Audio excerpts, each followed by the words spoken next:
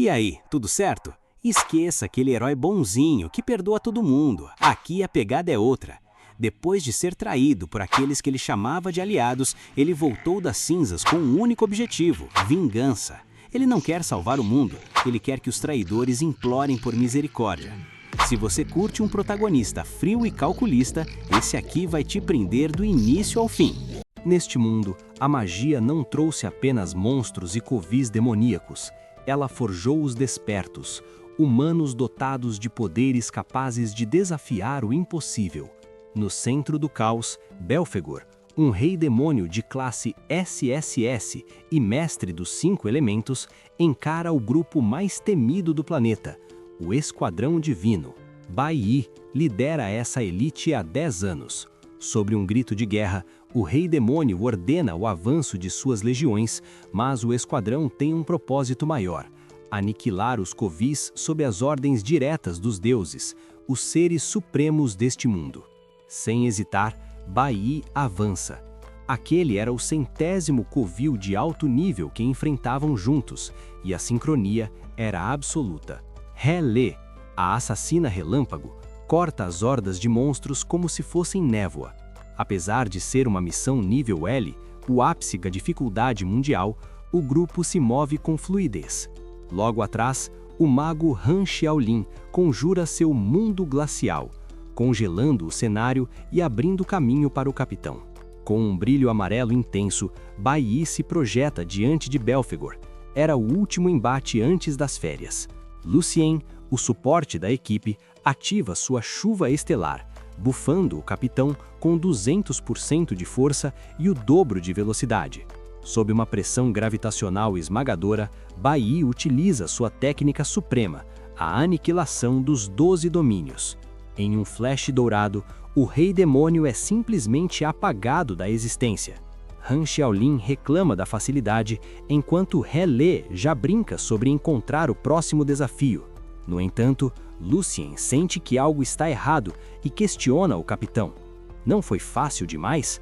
Afinal, Belphegor deveria possuir uma habilidade secreta, mas caiu sem oferecer resistência. He-Le quebra o clima tenso, abraçando Bai Yi por trás, sussurrando perguntas sobre o destino das férias. O capitão, visivelmente sem jeito, sugere a capital sagrada, uma ideia que ela rejeita prontamente, enquanto Han tira sarro da falta de jeito de Bai Yi com as mulheres. De repente, o silêncio é cortado por uma ausência. Alguém do grupo não estava lá, aquela pessoa que deveria estar cuidando da retaguarda. He-Le comenta que o sumiço era típico de quem sempre enrola, mas no instante seguinte, uma figura surge atrás deles e estala os dedos. Sem tempo para reação, um projétil atravessa a cabeça de Han. O choque é imediato. Bai Yi tenta atacar, mas seu corpo trava. Durante o último mês, o café da equipe fora batizado com parasitas paralisantes. O traidor prende os sobreviventes com o túmulo proibido e revela a face sombria da divindade. Os deuses ordenaram a purificação da classe L, o que significava a eliminação de todos eles. Sem piedade, ele esmaga He-Le e Lucien diante dos olhos de Bai Yi. Consumido pela fúria, o capitão pergunta o motivo, mas o traidor, cínico, perfura o peito de Bai Yi. Deuses não precisam de motivos para dar ordens. Bai Yi cospe sangue, questionando como 10 anos de irmandade puderam ser jogados fora. A resposta é seca. O assassino sempre achou aquele laço familiar nojento. Um tiro na cabeça encerra a vida do protagonista. A purificação parecia completa, mas a consciência de Bai Yi desperta em um vazio estranho. Diante dele surge uma figura de terno e olhos abissais, o próprio Belphegor. O demônio revela que sua habilidade secreta o permitiu trazer Bai Yi para um acordo. Ele oferece ao capitão a chance de voltar ao passado e reescrever a história. Alimentado pelo ódio e pela lembrança do massacre, Bai Yi jura vingança não apenas contra o traidor, mas contra os próprios deuses. O rei demônio aceita o pacto e entrega seu próprio coração ao humano. Bai Yi questiona o preço, mas a resposta se perde no silêncio. Ao abrir os olhos, Bai Yi respira fundo. O ano é 1905, no Reino Santo.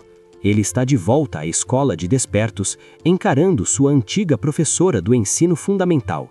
O choque inicial é transformado em uma determinação gélida. Ele realmente voltou. E desta vez, o jogo será sob as suas regras. A professora está furiosa. Ela esbraveja, dizendo que já não bastava Bai fazer piadinhas na aula, agora ele resolveu tirar sonecas também. Ao ouvir aquela voz, o protagonista entra em choque. Ele reconhece a mulher na hora. É a professora Wang, do ensino fundamental. A ficha finalmente cai. Ele realmente voltou ao passado, muitos anos antes de tudo que levou à sua morte. Como punição, Bai é mandado direto para o canto da sala, de castigo. Enquanto ele tenta processar a realidade, a aula continua ao fundo.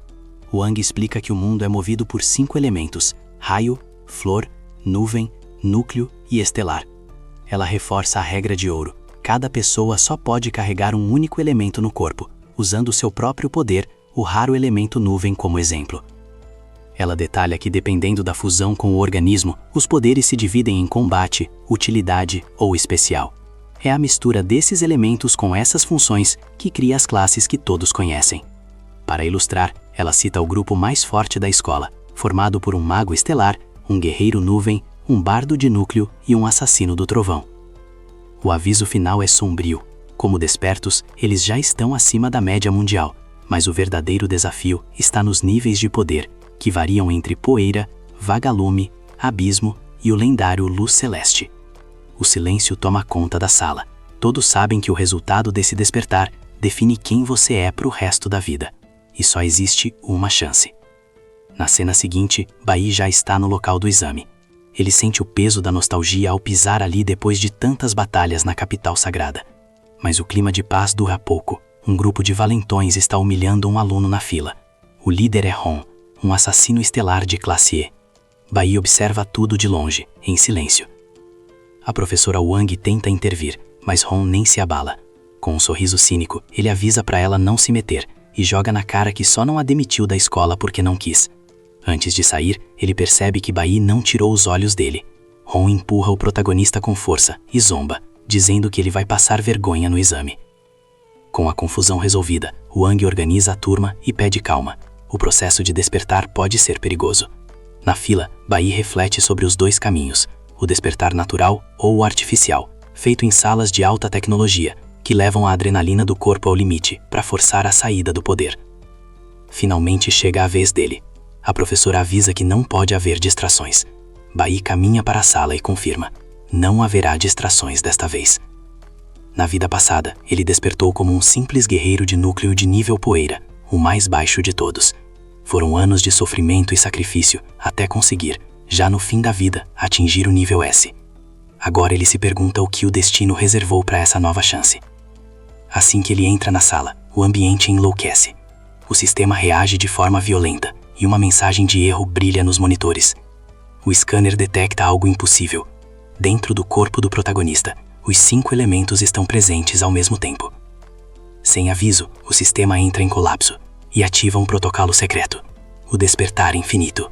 O clima de tensão na sala de aula atingiu o ápice. Com o despertar infinito ativo, Bai viu as telas de status surgirem em um frenesi digital. O sistema lançou um alerta sem precedentes. Com os 5 elementos no corpo, a escolha era livre. Ele podia combinar qualquer elemento com qualquer profissão e, melhor ainda, acumular pontos para evoluir ou adquirir novas classes no futuro. Bai sacou a magnitude da situação.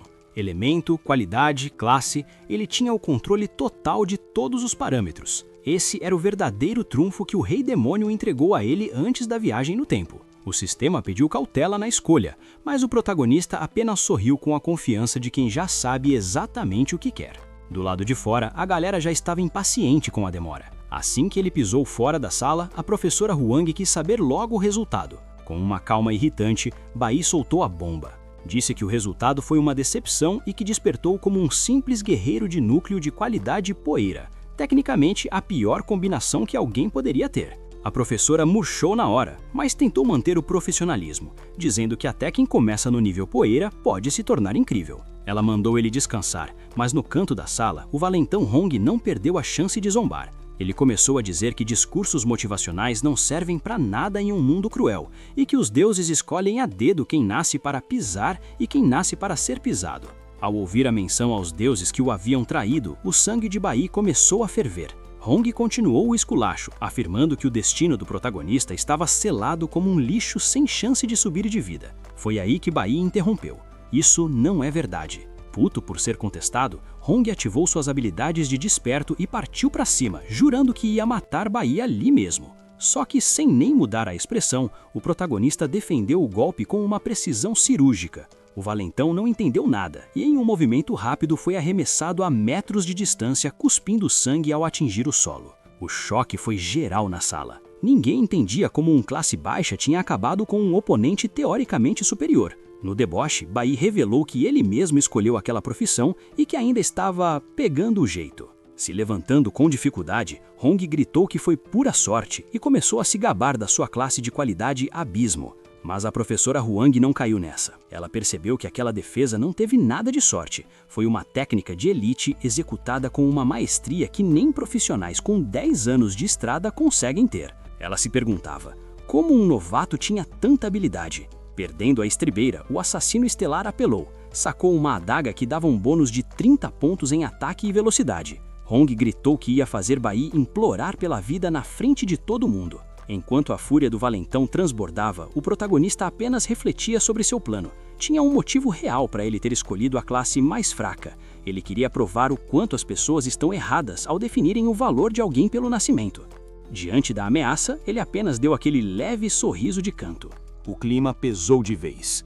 Nos corredores, os sussurros eram unânimes. Briga dentro da escola era o passaporte para a expulsão. Mas a justiça ali tinha 2 pesos e 2 medidas. Para Hong, o herdeiro influente e sobrinho do diretor, o incidente não passaria de um mal-entendido. Para Bai, de origem humilde, o prejuízo seria fatal. Em pânico, o amigo de óculos do protagonista implorava para que a professora Huang interviesse. A professora ainda tentou mediar a situação, sugerindo que o cansaço do despertar estava alterando os ânimos e que todos deveriam ir para casa. No entanto, Hong, com o ego estraçalhado e sangue nos olhos, mandou-a calar a boca. Ele rugiu que não aceitaria nem mesmo um pedido de desculpas de joelhos. Sua obsessão agora era provar, na base da força, que o abismo entre um escolhido e um lixo era intransponível. No fundo, até a professora Huang sentia o peso da lógica cruel daquele mundo. A matemática dos atributos não mentia. Enquanto um nível poeira recebia 100% de bônus, um nível abismo, como Hong, recebia o dobro. Era uma vantagem teórica impossível de ignorar. O amigo de Bai tremia, convencido de que a única saída era o protagonista engolir o orgulho e torcer para que a surra não fosse permanente. Hong avançou como um vulto, a velocidade da adaga rasgando o ar enquanto ele desafiava o oponente a tentar o impossível. A professora gritou, mas Bai apenas sustentou um sorriso de canto. E por que eu deveria desviar? Pensou ele. No milésimo segundo seguinte, o passo fantasma foi ativado. Em um flash, Bai desapareceu da trajetória do ataque e materializou-se nas costas do agressor. Antes que Hong pudesse processar o movimento, seu corpo colapsou. Ele desabou em uma poça de sangue, sem fôlego sequer para proferir um último insulto. O silêncio que se seguiu foi de pura incompreensão. O amigo de óculos achou que Hong havia tropeçado sozinho e a professora permaneceu estática. Apenas a garota de cabelos rosa, atenta a cada centímetro do combate, percebeu a magnitude do que ocorrera. O choque em seu rosto dizia tudo. Aquele não era o Bai que ela conhecia. O sistema notificou o progresso imediatamente. Pela vitória sobre um usuário do elemento estelar, Bai angariou 50 pontos na categoria. Para ele era uma quantia irrisória. Ele já planejava a limpeza de covis de monstros para evoluir de verdade. A tensão foi interrompida por uma voz autoritária que ordenou o fim da disputa. Era o diretor. Sem grandes cerimônias, ele declarou que o sobrinho já havia passado vergonha o suficiente e dispensou os alunos para o final de semana. Nesse exato momento, a memória de Bai deu um estalo avassalador. Em meio à adrenalina da reencarnação, ele havia esquecido o detalhe mais importante. Nesta linha do tempo, todos ainda estavam vivos. Ele se recordou do evento catastrófico que marcou o dia do seu despertar em sua vida anterior. Sem olhar para trás ou prestar contas ao diretor, Baí partiu em uma corrida desesperada. Com os pulmões queimando e o coração martelando contra as costelas, ele tinha apenas um destino: sua casa. Havia algo terrível prestes a acontecer, algo que ele jurou impedir, nem que isso custasse sua vida. Desta vez, a falha não era uma opção. A cena muda e o peso no peito de Baí torna-se quase insuportável. Entrar em casa era como caminhar em um sonho prestes a desmoronar. Ele viu a mulher de avental verde lavando a louça e o coração parou por um segundo. Era a sua mãe, viva e real, bem diante de seus olhos.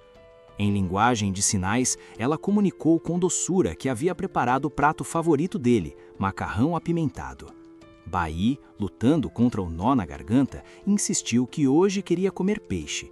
Ele precisava tirá-la dali, precisava de um pretexto para que ela saísse antes que o pesadelo começasse.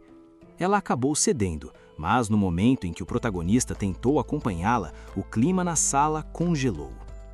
O homem que estava diante da TV se levantou era Bai Jin-cheng, o pai de Baí, um guerreiro do raio de classe C, dono de um bônus de força brutal de 400%. Ele barrou a saída do filho e, com a voz carregada de cobrança, exigiu notícias sobre o despertar. Disse que até saíra cedo do trabalho apenas para comemorar o sucesso do herdeiro. Baí tentou uma última cartada desesperada. Mentiu dizendo que o processo havia atrasado e que sequer passara pelo despertar naquele dia. Mas Jin-cheng não era um homem fácil de enganar. Ele começou a destilar veneno, chamando o próprio filho de lixo e afirmando que por carregar seu sangue, o garoto deveria ter alcançado o nível abismo, no mínimo. A aura do homem transformou-se em puro ódio. Ele exigiu a verdade, e quando Baí sustentou a mentira, o monstro explodiu. Quebrou uma garrafa na cabeça do próprio filho. Ele já sabia da classe poeira e gritava que aquilo era uma vergonha imperdoável para sua linhagem. Veio o primeiro chute. Na vida passada, aquele fora o marco inicial da tragédia. Naquela época, o jovem Baí dissera a verdade e o pai o espancara com tanta fúria que, quando a mãe tentou intervir, ela sofreu as consequências por 1 hora inteira, feridas que carregaria como cicatrizes na alma para o resto da vida. Caído no chão, Baí fazia cálculos mentais frios. O pai era uma ameaça em um nível totalmente diferente do valentão da escola. No nível atual, ele sabia que não venceria aquela luta na força bruta. Sua única consolação, em meio à dor, era acreditar que havia tirado a mãe de casa a tempo. Mas o destino é cruel. No exato momento em que Jin-cheng se preparava para o próximo golpe, a porta se abriu. A mãe voltara cedo demais. O desespero tomou conta do protagonista ao ver o olhar de pavor dela. Ignorando o filho no chão, Jin-cheng virou as costas e começou a caminhar na direção da mulher, rosnando que a culpa por ter dado à luz a um lixo era inteiramente dela. O medo de perder a mãe novamente despertou em Baí uma força que transcendia sua forma física. Em um movimento instintivo, ele se lançou à frente dela, recebendo o impacto brutal que estava destinado a atingi-la. No chão, a realidade era esmagadora. Para um desperto, um soco comum torna-se uma arma letal. Uma pessoa comum não sobreviveria segundos contra aquele monstro. Em prantos, a mãe se colocou entre os dois, implorando em silêncio pela vida do filho. Mas o homem estava possuído. Ele gritava que seu único sonho era limpar o nome da linhagem Bai e que o resultado medíocre do filho havia arruinado tudo. Ao erguer uma cadeira, ele apontou para a esposa, berrando que a fraqueza do garoto era herança dela. Foi nesse instante que Baí forçou o passo fantasma além de qualquer limite seguro, bloqueando o golpe e empurrando o pai para longe. Ofegante e coberto de sangue, o olhar de Baí tornou-se gélido. "Não encosta um dedo nela", avisou, com uma autoridade que não pertencia a um jovem da sua idade. O pai soltou uma risada de escárnio. Não compreendia como um classe poeira possuía reflexos tão aguçados. Ele avançou com uma brutalidade esmagadora, despedaçando qualquer defesa que o protagonista tentava erguer. A diferença de poder era um abismo intransponível, e Baí sentia a consciência começar a falhar. O espancamento foi impiedoso, mas o garoto absorveu cada pancada com uma vontade de ferro. O pai chegou a hesitar por um segundo, impressionado com tamanha resistência, mas logo retomou o escárnio, afirmando que coragem era inútil para um fracassado. O que ele não sabia era que Bai Yi tinha um plano. Sua mente estava focada em uma única certeza: nesta vida, nenhuma tragédia se repetiria. No momento em que o homem erguia a cadeira para o golpe final, alguém bateu à porta. Bai Yi soltou o ar que prendia nos pulmões. Finalmente eles chegaram. Ainda transbordando ódio, o pai abriu a porta e estancou ao dar de cara com o vice-capitão Li e o investigador Shen Jinwu. Eles patrulhavam o prédio em busca de um suspeito, e o monstro mudou de personalidade instantaneamente. Com uma calma fingida, ele garantiu que estava tudo sob controle. Contudo, o vice-capitão, experiente, notou o estado deplorável de Bai Yi. Ao ser questionado sobre o que havia acontecido, o pai recorreu à mentira habitual, alegando que o garoto havia caído enquanto carregava compras. Mas desta vez, o roteiro foi rasgado. Bai Yi sustentou o olhar dos oficiais e, com a voz firme, revelou a verdade. Fora o próprio pai quem o espancara até a beira da morte. O plano funcionou. A cena recua 18 minutos no tempo, revelando Bai Yi em um orelhão público fazendo uma denúncia anônima. Ele sabia que a força de inspeção jamais ignoraria uma pista sobre o fugitivo Snow. Esse era o checkmate: arrastar a polícia para o meio de sua sala no momento exato da agressão. De volta ao presente, o vice-capitão Liang encara o pai de Bai Yi e exige a verdade. Jin Seng tenta manter o disfarce, forçando um sorriso nervoso e perguntando como ele teria coragem de encostar no próprio filho. Mas Bai Yi não recua 1 milímetro. Com uma frieza gélida, ele descreve cada golpe, cada chute e até o detalhe da garrafa quebrada. "Podem examinar meus ferimentos agora mesmo", desafia o garoto, expondo as marcas da violência. Os oficiais ficam atônitos com a postura do jovem. Bai Yi então cita o Código Penal dos Despertos de Cor. Agredir civis resulta em 15 dias de prisão especial. Os investigadores se entreolham, confusos sobre como um garota de periferia domina leis de alta segurança com tamanha precisão. O vice-capitão dá a voz de prisão e Jin Seng perde o controle. Tomado pelo ódio, ele tenta avançar contra o filho uma última vez, mas o investigador Shen Jinwu o neutraliza em um piscar de olhos. Enquanto o pai é levado algemado, a mãe de Bai Yi desaba em um abraço, soluçando de alívio. Ele retribui o carinho, sentindo que pela primeira vez realmente arrancou o destino dos trilhos. Ele havia garantido 15 dias de paz. "Não se preocupa, mãe", sussurra ele. "Essa foi a última vez." Enquanto a conforta, Bai Yi observa a própria mão. No meio do caos, ele executara um movimento imperceptível, roubara a chave mestra do pai. A cena corta para um porão escondido.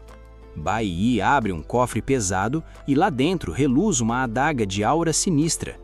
Ele conhece bem aquela arma. Foi com ela que o pai subiu de nível no passado, e foi por causa dela que ele traiu seus aliados na linha do tempo original. Agora, a relíquia pertence a ele. Com ela, Bai Yi possui o poder de fogo necessário para encarar qualquer ameaça. Mas há um obstáculo. Todos os covis de monstros são vigiados pelo governo e exigem licenças rigorosas. Só que Bai Yi não é um amador. Ele carrega 10 anos de memórias de guerra. No encerramento, vemos o protagonista se equipando, ajustando a adaga na cintura e caminhando em direção a uma área industrial abandonada. Ele segue para um covil secreto que, neste momento da história, ninguém mais sabe que existe. Seu olhar é de puro foco. "Não tenho tempo a perder. Preciso virar um monstro para caçar os deuses." O cenário muda para o coração do covil. Bai Yi já começa o dia cercado por uma alcateia de lobos monstruosos, mas ele não perde nem um milésimo de segundo. Com um movimento cirúrgico, ele encaixa um crítico no primeiro lobo e já emenda um contra-ataque devastador no próximo. Ele se move como um borrão, fatiando os inimigos um a um, até que sobra apenas o chefão da área, o Lobo Rei de nível 4. Para qualquer outro iniciante, isso seria uma sentença de morte, mas para Bai Yi, esse lobo é só um aquecimento. Com uma sequência frenética de cortes, ele aniquila a fera. O sistema apita na hora. Bai Yi saltou direto para o rank D e faturou 12 pontos de atributo. Enquanto limpa os espólios, o cansaço bate forte. Só 20 lobos e já estou morto assim? Esse corpo ranquier é um lixo, pensa ele, sentindo o peso das limitações físicas. Para piorar, o covil está ficando cada vez mais gelado, drenando sua energia a cada minuto. De repente, mais lobos brotam das sombras. Sem tempo para respirar, Bai corre para uma floresta próxima. Ele usa o cenário como arma, derrubando árvores para esmagar quem vem atrás. Mas ao sair da mata, ele dá de cara com o pior cenário. Está cercado por vários tipos de monstros diferentes. Uma explosão maciça racha o silêncio. O barulho da pancadaria acordou algo grande. No meio do caos, surge um urso de nível 8, uma fera bruta que começa a patrulhar a área esmagando tudo o que vê. Bai, malandro, decide usar o monstro como o ajudante. Ele fica nas sombras, apenas finalizando os inimigos que o urso deixa quase mortos, farmando experiência no modo fácil. Mas a sorte tem limite e o fôlego acaba. Bai decide fechar a conta.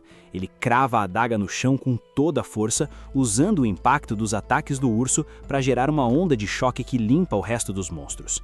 Ofegante, ele olha em volta e estranha. Num covil desses, o boss deveria ser um rei-leão brutal. Cadê ele? A resposta vem num sopro congelante. Uma magia de gelo pesadíssima atinge o campo, congelando os monstros na hora.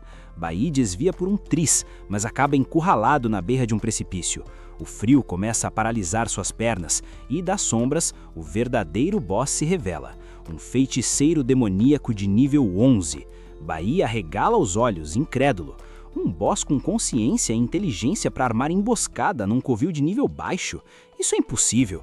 A diversão acabou. Agora, a luta é pela vida. Com o corpo travado pelo gelo, Bai sente a vida fugindo pelos dedos. Ele sabe que se não reagir agora, o frio vai apagar sua chama antes mesmo da vingança começar. O feiticeiro demoníaco, frio como o ambiente, nem se dá o trabalho de se aproximar. Ele apenas ordena que um lacaio finalize o serviço. A besta avança com sede de sangue e o protagonista continua lá, imóvel. Sem saída, Bai é forçado a queimar seu último cartucho, a habilidade Ruptura. É um movimento desesperado que quebra qualquer estado de paralisia, mas o preço é um dreno massivo de vigor. Ele se solta, mas está no limite. O boss não dá trégua e já manda a próxima onda de monstros para cima dele. Enquanto tenta achar uma brecha, Bai amaldiçoa a própria sorte. A classe núcleo é o ponto fraco contra o elemento nuvem, e, para azar dele, todos os inimigos ali são desse tipo. No meio do caos, o urso monstruoso ressurge e manda um golpe brutal. Bai bloqueia, mas o impacto o arremessa longe, deixando-o à beira do desmaio. Cercado, sem energia e sob um frio ártico, as opções acabaram. O feiticeiro começa a conjurar outra magia de alto nível e Bai fica em choque com o tempo de recarga quase inexistente do monstro. Na vida passada, ele sobreviveu ao impossível, e essa experiência o faz enxergar a única saída onde qualquer um viria apenas o fim. Sem hesitar, Bai corre para a borda e se joga no precipício. No meio da queda, a magia de gelo o alcança e congela seu corpo por completo, enquanto ele despenca na escuridão absoluta. A cena corta bruscamente para o quarto do protagonista. Sua mãe abre a porta devagar, achando que o filho está aproveitando o descanso do fim de semana. Ao ver a cama vazia, ela encontra um bilhete. Fui para casa de um amigo e não volto tarde, não se preocupe. Mas no silêncio do quarto, o coração dela aperta. O instinto de mãe não engana. Tem algo muito errado acontecendo. De volta ao covil, a aposta insana de Bai funcionou. Por um fio. Ele sobreviveu porque um lago congelado no fundo do penhasco amorteceu a queda. Ele consegue se arrastar até a margem, mas o estado é deplorável. Depois de usar a ruptura de novo para não morrer afogado, ele tá no nível crítico. Hipotermia severa, hemorragia interna e exaustão total. Caído na neve, Bai nunca esteve tão perto de morrer de novo. Para ferrar de vez com o que já estava ruim, uma nova ameaça brota das sombras. Um senhor glacial de nível 9. A fera avança implacável, pronta para dar o checkmate em Bai. À beira da morte, flashes começam a explodir na mente do protagonista. Ele vê os companheiros da vida passada e o rosto da mãe, que desta vez ele tem a chance de salvar. Mas a nostalgia logo é engolida por uma fúria incandescente. Ele lembra de cada traição, de cada dor e de cada humilhação. O ódio vira o combustível que faltava para ele mandar os limites físicos pro inferno. O Senhor Glacial desce o golpe final, mas o impossível acontece. Bai para o ataque com as mãos nuas.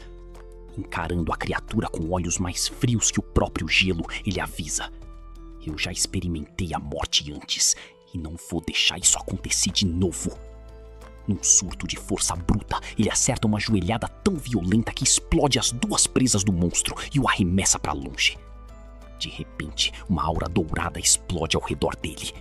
O sistema entra em alerta, a adrenalina atingiu o ápice e o processo de avanço de classe foi ativado. O sistema tenta barrar a evolução, alegando que ele não cumpre os requisitos técnicos. Mas Bai quebra as regras. Ele desperta prematuramente uma habilidade de elite, o Santo da Espada Nuclear. Agora, ele segura um poder devastador muito antes do que o destino planejava. Erguendo a adaga, ele libera o golpe Santuário. Em um piscar de olhos, uma onda de choque varre o campo de batalha, pulverizando todos os monstros ao redor como se fossem feitos de papel. Com o massacre, o sistema confirma. Bai sobe para o nível 8 e ganha mais 12 pontos de atributo. Com o vigor totalmente renovado pela nova habilidade, a caça mudou de lado. Ele começa a escalar O penhasco com uma facilidade sobre-humana. Aqueles monstros que quase o mataram agora não passam de insetos no caminho dele. A cena muda para o covil do boss, no topo da montanha. O feiticeiro demoníaco espera vitorioso, cercado por macacos guardiões. Mas a paz dele acaba quando o teto explode em 1000 pedaços. No meio da poeira e dos escombros, Bai surge de pé sobre o corpo de um daqueles ursos gigantes, dominando a fera como se fosse um brinquedinho. O olhar dele é de puro domínio. Agora, no nível 10, Bai finalmente vai cobrar a conta, e o preço vai ser alto. O feiticeiro, ainda tentando entender como aquele lixo sobreviveu, ordena um ataque total. Um dos macacos monstruosos voa na direção dele com velocidade máxima, mas a resposta de Bai é um flash. Com um único movimento, a criatura é partida ao meio. O pavor finalmente estampa o rosto do boss, que começa a conjurar sua magia mais destrutiva em um ato de desespero. O ataque vem como um cometa, mas desta vez o jogo é outro. Bai avança sem hesitar, atravessando a magia como se fosse uma brisa leve. O feiticeiro usa o seu cajado para erguer uma barreira de servos, tentando desesperadamente ganhar tempo.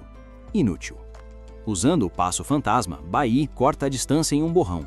Determinado a acabar com o pesadelo, ele arranca um dos braços do boss e, em uma chuva de ataques frenéticos, fatia o monstro em pedaços antes mesmo que ele pudesse gritar.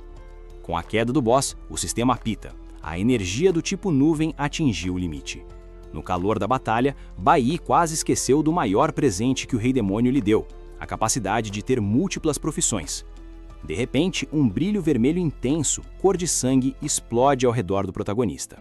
Ele percebe na hora, essa aura é muito superior à verde da sua primeira classe. O veredito do sistema surge na tela. Sua segunda profissão é mago. Pela primeira vez em 2 vidas, Bai agora tem o poder da magia nas mãos.